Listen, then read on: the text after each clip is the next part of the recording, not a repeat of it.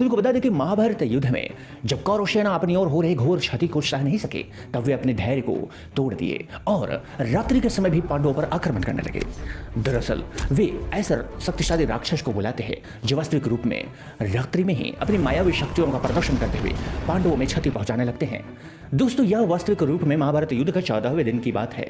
दिन की नहीं बल्कि कहा जाए तो रात्रि की बात है, जब कौरव सेना अपने धैर्य को खोकर एक शक्तिशाली राक्षस का आह्वान करते हैं जो स्वयं दुर्योधन और मामा शकुनी के बुलाने पर आता है। वह राक्षस जिसका नाम आलम्बुश बताया गया है। हमने इस बारे में पड़ताल किया तो महाभारत के मुख्य पुस्तकों में इसके बारे में विस्तृत वर्णन तो नहीं मिला, लेकिन इससे संबंधित हमें अलग कई और सूत्रों से प्राप्त हुई, जिसके हिसाब से यह कहा जा सकता है कि कौरव सेना महाभारत युद्ध के 14वें दिन की रात्रि के समय आलम्बुश नामक राक्षस का आह्वान किया था, जो तत्क्षण कुरुक्षेत्र में आकर पांडवों पर भारी पड़ने लगा। पांडवों के सैनिकों पर उनकी सेनाओं की घोर क्षति पहुंचाने लगा। वो अपने मुख से आग उगलने लगा, जिससे पांडव सेना में कोहराम मच गया। इन सभी तबाही और प्रकोप को देखते हुए पांडव यह सोच भी नहीं सकते थे कि भला कुरुक्षेत्र में युद्ध के नियमों को खंडित कर असुर को बुलाया जाएगा। वे मनुष्यों के बीच ही युद्ध लड़ रहे थे। ऐसे में अचानक एक महाशक्तिशाली विशालकाय असुर को देख वे अचंभित हो गए और भयभीत भी होने लगे। आप सभी को बता दें कि उसे बीच स्वयं खड़े थे भगवान श्री कृष्ण, जो पग पग पर पांडवों का मार्गदर्शन करते थे।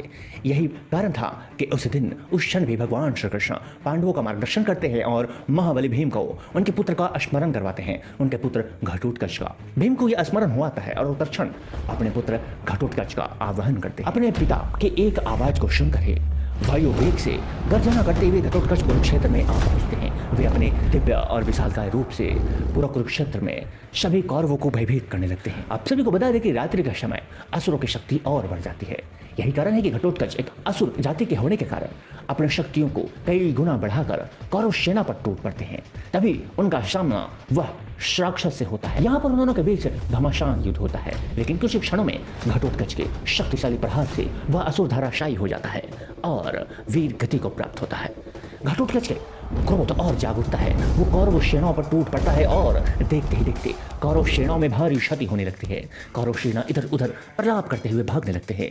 आज मानो घटोत्कच महाभारत युद्ध को समाप्त करके ही मानेगा। यह सब देखते हुए दुर्योधन, शकुनी, उनके सभी भाई अत्यंत चिंतित होते हैं। वे गुरु द्रोणाचार्य तथा अंगराज कर्ण से घटोत्कच को रोकने की विनती करने लगते हैं।